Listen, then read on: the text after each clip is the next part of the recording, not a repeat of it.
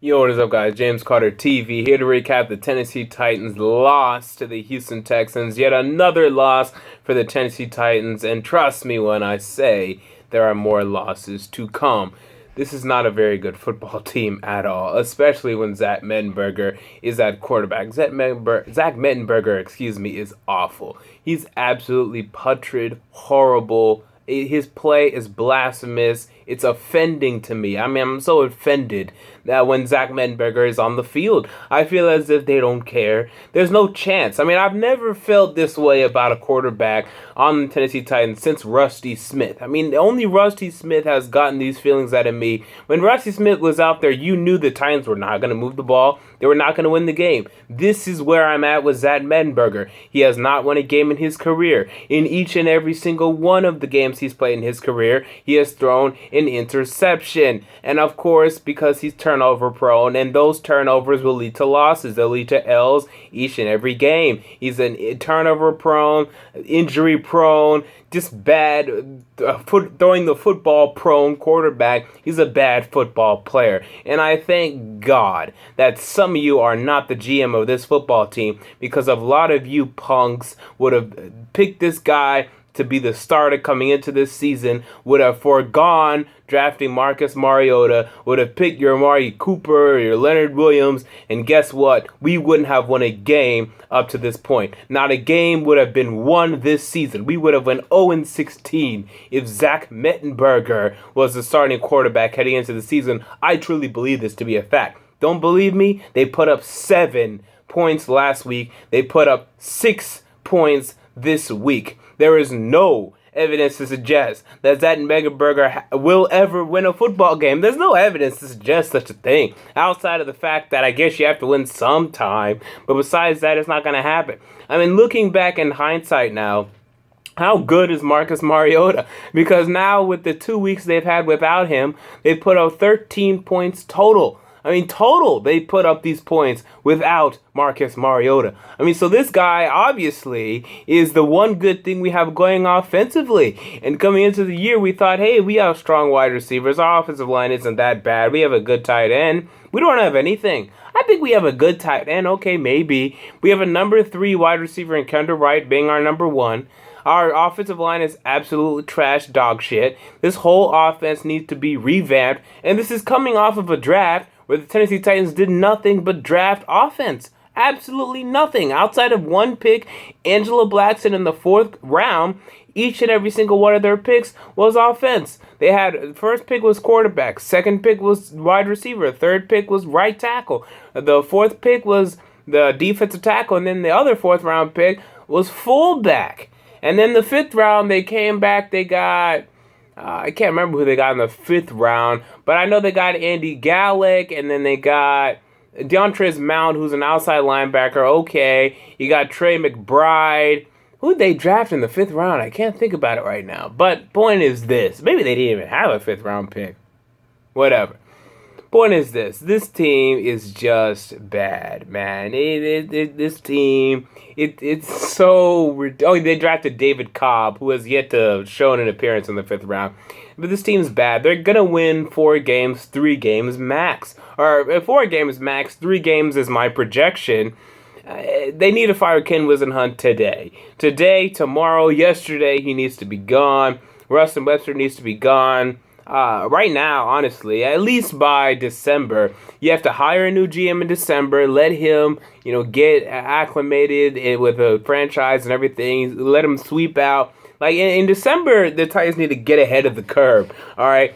Hire a new GM, let him completely ship out everyone in the front office, and I mean everyone needs to be shipped out, and he needs to build his own damn scouting staff, his own damn front office from top to bottom. Let him build it. Then in January, let him start looking for a head coach, or even late December. Get ahead of the curve. Do this stuff now.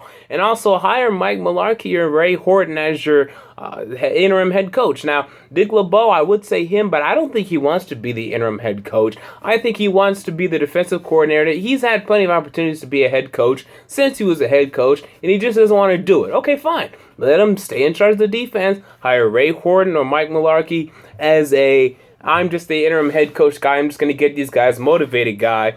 And let Mike Mularkey, this is the most important thing, let him take over this offense. He's shown an ability to get something out of an offense. Remember, this was a guy that was the offensive coordinator for Matt Ryan in his first 3 years, and he helped Matt Ryan develop into the league. So that'll be something to see. Now, he was absolutely awful with Blaine Gabbert, but again, who can be good with Blaine Gabbert? So I'd like to see Mike Mularkey take over this offense and see what he can do with this offense. But despite the fact, I don't care if they win out with like Mike Mularkey, then maybe we can have a discussion. But really, I think you got to go looking for a new head coach. I don't care really how good the interim head coach does, unless if they have a winning record, fine. But I really don't see that happening. But anyway, you have a lot of head coaching candidates out there. A lot of them I think could be good. I'm really interested in these college coaches coming in here, seeing what they could do. Yes, you'd like someone with a little NFL experience, but I think really the problem offensively, if we can get someone to come in here offensively and build a machine offensively, bring their scheme in here and see what they can do and motivate these players and change the culture, I think that'd be nice. So I look at a Brian Kelly out of Notre Dame. I look at a Kevin Sumlin out of Texas A&M. I look at a Jim Mora. Yes, he was head coach of the Seahawks 1 year, and they were bad that 1 year. But Pete Carroll came in right after and only won 2 more wins, and then was the same record. The Seahawks were at the end of an era. They needed to rebuild. So I don't really blame Jim Mora for that 5-11 campaign. Next, we have Kevin Sumlin. He's done a lot at Texas A&M. I think he can do well here. You have Brian Kelly, who hasn't been to the NFL. I think he can have success. In terms of NFL offensive coordinators to look at, maybe defensive coordinators as well, Hugh Jackson of the Cincinnati Bengals, Adam Gase of the Chicago Bears. There's a lot of candidates. You have to start looking now. I think there's some promising candidates out there. Maybe even you go after one of these old Super Bowl winners and maybe they'll be interested. I doubt it. Maybe John Gruden. He likes Marcus Mariota. Is that enough to make him come? I don't know. Give him a call. Tony Dungy. He's in the Hall of Fame now, I believe. So I don't think he'd come out of retirement. But to coach Marcus Mariota, man, if you've heard the stuff he said about Marcus Mariota, he may consider it. I don't know. Next you have, did I say John Gruden already? I said John Gruden.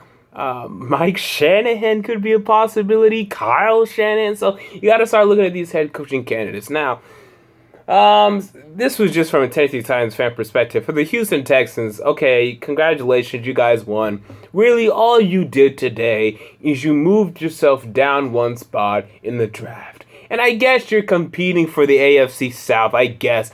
You know you're not going to win it. So really now you will be behind the San Francisco 49ers, who to me will be picking a quarterback. So I think you've really lost today. Even though you've won in the win column, I think this is a loss for you. This is an L for the Houston Texans to me.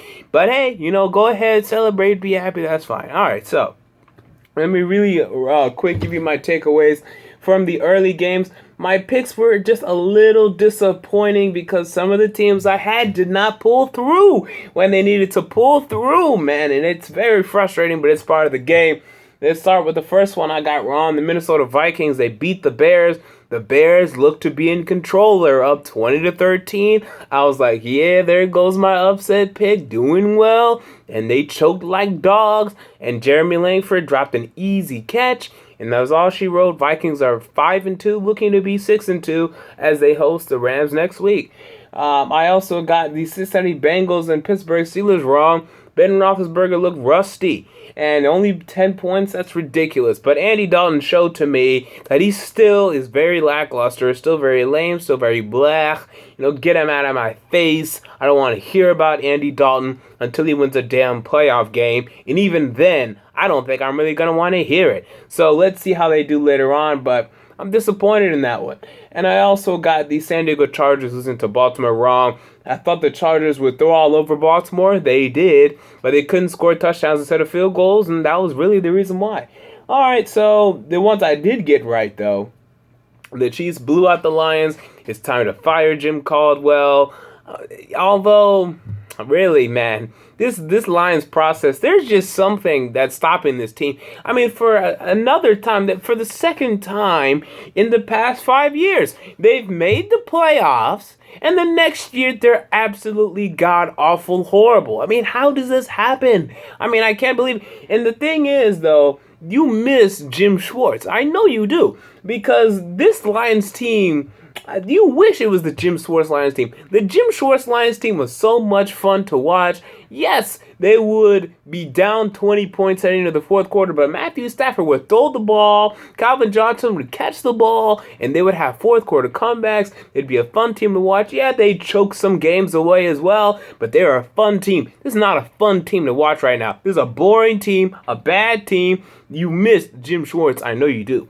Next, we have the Arizona Cardinals. They beat Cleveland. They were a little bit scared, but Cleveland showed who their true colors are. They're a 5-win football team this year.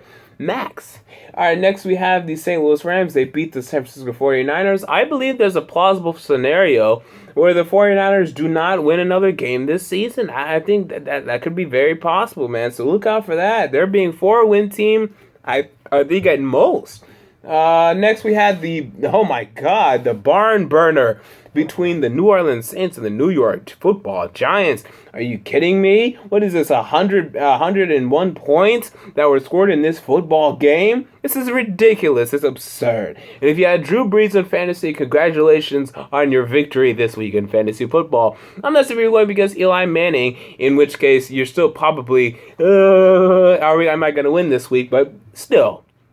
What a high-scoring affair. This game gave me trouble when I was predicting this game, but ultimately I picked the home team. Thank God I did. The Saints are coming for the wild card, people. I'll be the first one to say it. Next week, they host the Tennessee Titans. That is a W. Okay, that's a bye. Hell, that's not even a W. That's a damn bye week for the New Orleans Saints. That's going to put them at 5-4. The week after that, the New Orleans Saints, I'm pulling up their schedule right now. The week after that, who do they go up against? Come on. Against the Washington Redskins in Washington. I can see them winning that game. It won't be easy. But then the week after that, they go to Houston. Week after that, they host Carolina. They can win some games with this schedule. The Saints are once again a wild card team, but they have to fix their issues defensively. And the New York Giants, they're not going to go running away with the NFC East. I think we knew this, but, we just needed to see it for ourselves. Now, they may end up winning it. I can buy that, but they're not going to go running away. This NFC East will come down to Week 17. It will. So, it just makes sense that the Giants would lose this game. They're going to Tampa Bay next week, and who's going to win that? I don't know. And I segue to Tampa Bay, who beat Atlanta in Atlanta. Yet another difficult divisional road win, under the resume of Lovie Smith and this crew featuring Jameis Winston. Jameis Winston has not turned the ball over much at all over the past 3 or 4 weeks. They're playing good football. If they can win next week, let's talk about playoffs. I'll start that conversation. Now, you have a lot of catching up to do because the Vikings are doing well, because the Panthers are doing well, and I think those are going to be the wild cards. Or maybe not the Panthers, not the Falcons, actually. So, the Falcons and the Vikings, those are your wild cards. So, you have some catching up to do, but we can have a discussion about maybe a winning season. We can have that discussion. So never mind, screw the playoffs. The Saints, though, I still say look out for them. I have much more faith in them. I think they could catch up to the Vikings. I think they could. I think they could really make a challenge for them. So anyway, the Falcons are underwhelming. They're going to win 12 games because their schedule is really easy. But they're going to be out round one. They're going to be out round one. And they're going to be a wild card. Because now the Panthers are winning the division. So it's a shame. But this is the way it's going to be for the Atlanta Falcons. You can't lose this game, and they lost this game. So there you go. There is my week 8 early game, 1 p.m. takeaways. Comment yours down below. And until next time, James Carter TV, I'm out. Peace.